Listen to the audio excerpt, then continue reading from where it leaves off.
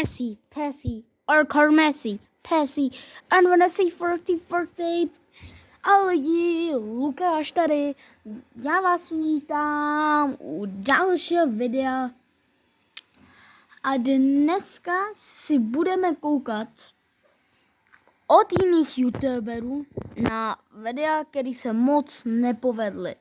Začínáme prvním youtuberem a to je Maten.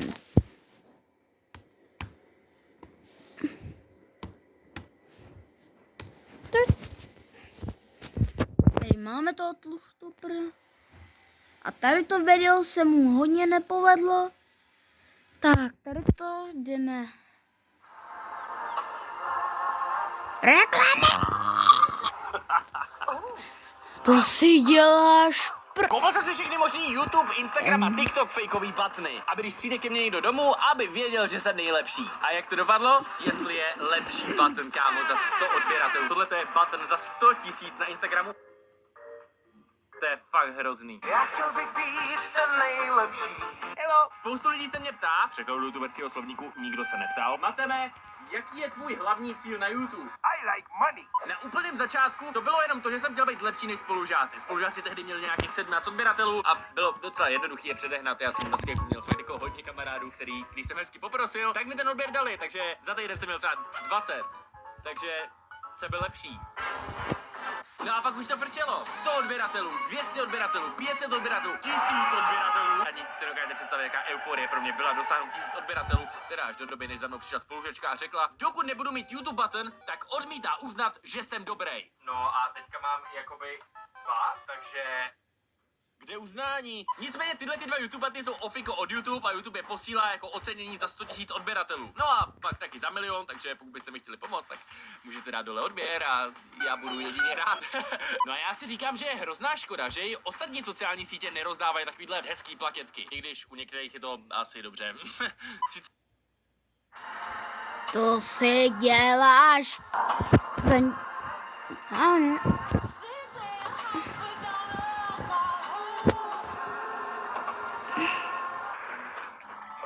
Už zase jaká blbá reklama. Já už na to nemám nervy. Nerozkávaj, ale zároveň nikdo nezastaví si udělat sám. Já jsem teda na stránku Etsy, což je takový americký marketplace, kde lidi dělají custom věci. Fakt se omlouvám za rušení. Sorry. Objednal trošku víc, tak mi to stálo asi 3x tolik, než jsem vlastně počítal. Upsík, dupsík. Tak doufám, že to aspoň bude stát za to. Mimochodem s paketkama mi přišly i tyhle dva repráky od Niceboye, protože se nám blíží léto a já sám neznám jako lepší využití repráčku, než někde hezky u táboráků, pustit si tam hezký písničky. Bez repráčku je nuda.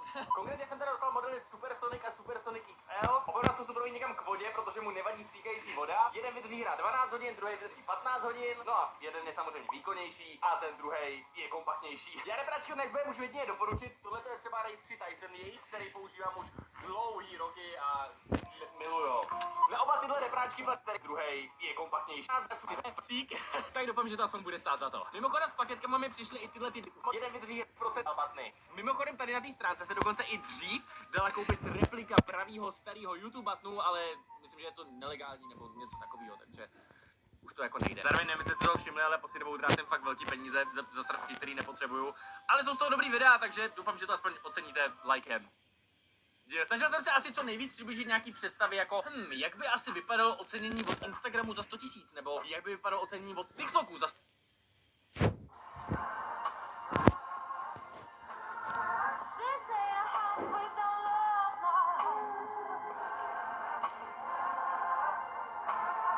Brr.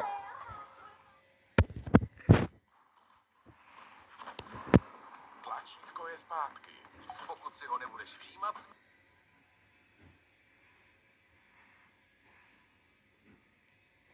A myslím si, že se mi to celkem povedlo, jo, já jsem to ještě neviděl naživo. Jo, počujeme, tady mám vlastně 2 butny.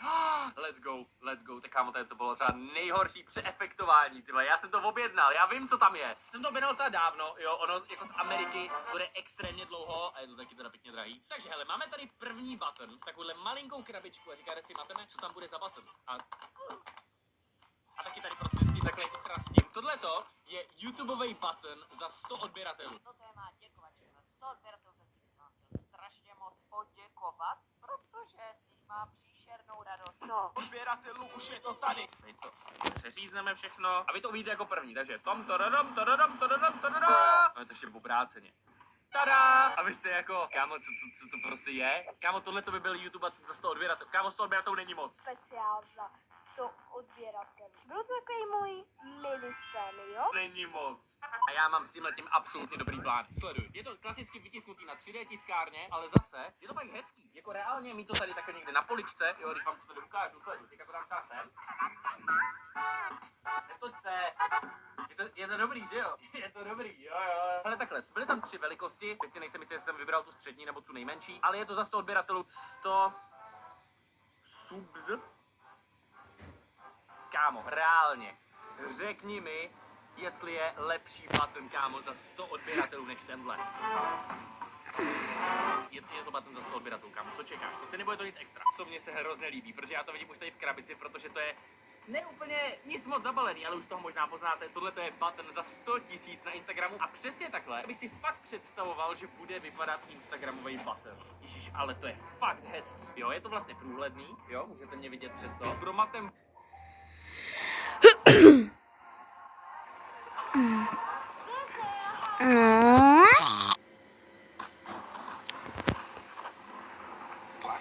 Zpátky, dokud se nebudeš všímat, zmizí. Sledující, za mě tohle to je fakt hezký. Nevím, prostě fakt takhle by podle mě mohl vypadat button. Kámo, udlejte Instagramový button. Mně se to fakt líbí, já jsem mám fakt radost. Ježiš, to je fakt dobrá věc. Já to srovnám kámo, to je úplně stejně velký. Jo, by the way, ještě taky důležitá věc je říct, že jakoby normálně se YouTubeový buttony jako nekupujou. Ty jako dostáváš, ale já jsem si je koupil, takže vlastně jakoby dávám sám sobě medaily.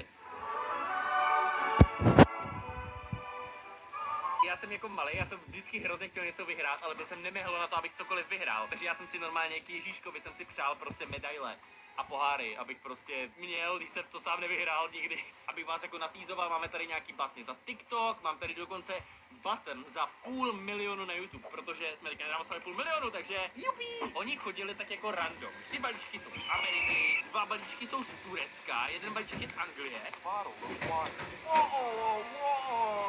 Tadyhle to vůbec popravdě nevím, co je za button, odkud to šlo. Tohle to šlo z... Je tady není napsané. Jo, je, ale já to z toho nechám. Tebe pasy. Thank you for choosing our store. Uvidíme, jak to bude vypadat.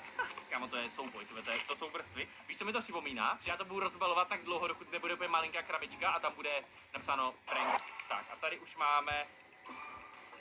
Kámo, co to je? Tohle to se vám bude určitě líbit. Kam ale tak my rozbalíme ty nejlepší tvé na začátek a pak už nebudete koukat. Jo, hele, máme tady TikTokový button za 300 000 sledujících. Teď jsme taky dostali docela nedávno, takže děkuju. Ne, že bych TikTok nějak řešil, ale tohle to taky vypadá pěkně. Akorát teda... To není USB-C, že jo? Ovladač a už vám možná k toho dochází, co ten button bude tak hrozně... Ne! On je ulomený! Ne!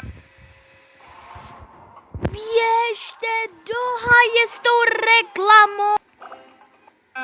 Je zničenej. Hey, actually, jakože všechno na těch obrázkách vypadalo, že bude vypadat třeba nejhůř. Ne, koukej na to. Ono to má prostě ukouslej roh, ale každopádně vypadá to takhle. Co je na tom hrozně cool, tady máš bajové zezadu, takhle jsou jako lepidla, abys to mohl přilepit asi někam na zeď, nebo možná si to můžeš pověsit takhle jako na provázek, což ale za mě docela jakoby low budget option.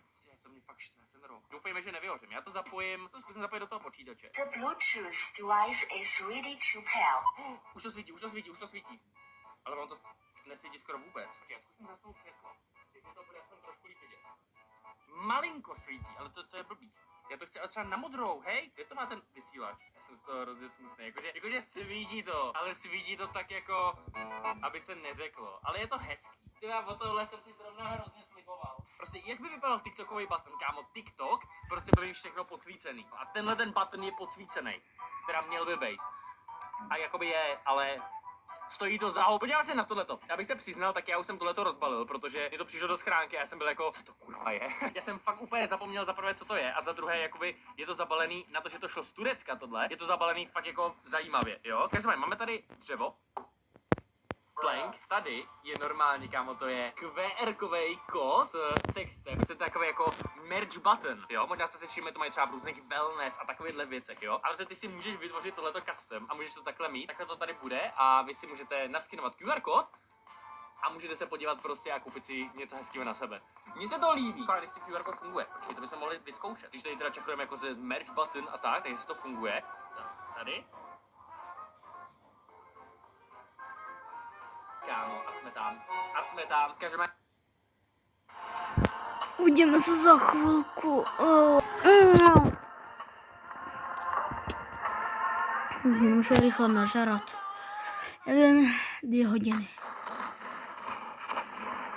Tlačítko je zpátky. Pokud si ho nebudeš všímat, zmizí. Teraz to tady vám nakonec má ten kód, tak ho máte i tady třeba a můžete si ho naskenovat a... Teďka v létě budou nový trička, určitě se těšte. Na začátku prázdnin lomeno konec školního roku budou nový batikovaný trička, kámo, těším se na to jak malej. Button za 500 000 si necháme úplně nakonec. Tohleto by měl být vyřazovací metodou button na TikTok za 100 000. Já jsem vůbec nepochopil, odkud tenhle ten button jde. Na Etsy je napsáno, že je z Ameriky, sídlo má v Portugalsku, platil jsem to v librách, píšou, že to odesílají z Německa. A to mi nevychází. A co se mi na něm líbilo, bylo to, že on vlastně jakoby by měl být ultra podobnej tomu mýmu klasickému. Bublinková folie. No to snad ne. Co to je? Tohle stálo tolik? Kámo, tak to je třeba hrozný. Takhle, button se dá koupit, YouTubeovej, ale funguje to na bázi, že vlastně ty třeba, když dostaneš YouTubeovej button za 100 000 a máš nějakého editora a chceš i pro něj ten button, tak ty si ho můžeš dokoupit za 200 euro, něco takového, to znamená nějakých 5000 korun. Tohle to stálo 5000 korun. Vypadá to hrozně. To je fakt hrozný. Jakože, každopádně to logo toho TikToku, které se natisklý. Já jsem z toho fakt nešťastný, protože to fakt mělo vypadat jako YouTubeový button, který je ale jakoby mnohem tlustší, je hliníkový, tohleto, ono to má být aluminium, to znamená, že to má být hliník, ale prostě působí to strašně plastově lacině. Proč TikTok oba dva dopadly tak tragicky? Ale ten je aspoň pěkný, ten je fakt hezký. Ironie, se mi nejistý kámo button za 100 000. Tohleto je můj půlmilionový button. A vy jste jako, kámo, co to je za tvár, prostě... Prosto chápu vaše... Moment. Já doufám, že to bude naprosto v pořádku a že... To je nejhorší. Tohleto je můj půlmilionový button. Kámo, to je třeba nejhorší. Koukej, jak je to rozpitý. No tak to je nejhorší. To byl nejdražší hrnček v mém životě. Ten hrnček mě stál třeba litr. Aspoň, že to není prasklý hrníček, kámo. Kdyby měl ulomený ucho, tyhle, tak jsem nešťastný. Ne, prasklý hrníček, prasklý ucho, to už slyším, jak to... Každopádně doufám, že vás to video bavilo, pokud palec nahoru. Pokud jste chtěli více takových videí, kde utrácím bambiliony za hrozný hlouposti, který nikdy v životě nevyužiju, tak dejte like. Do komentářů mi můžete napsat tady button, co vám líbí úplně nejvíc. Já nevím, já nevím, jestli jsem vlastně šťastný nebo smutný, ale bude to optimní video. Mějte se krásně, u dalšího se mějte a mějte fajn den a tak a prostě nevím, čau.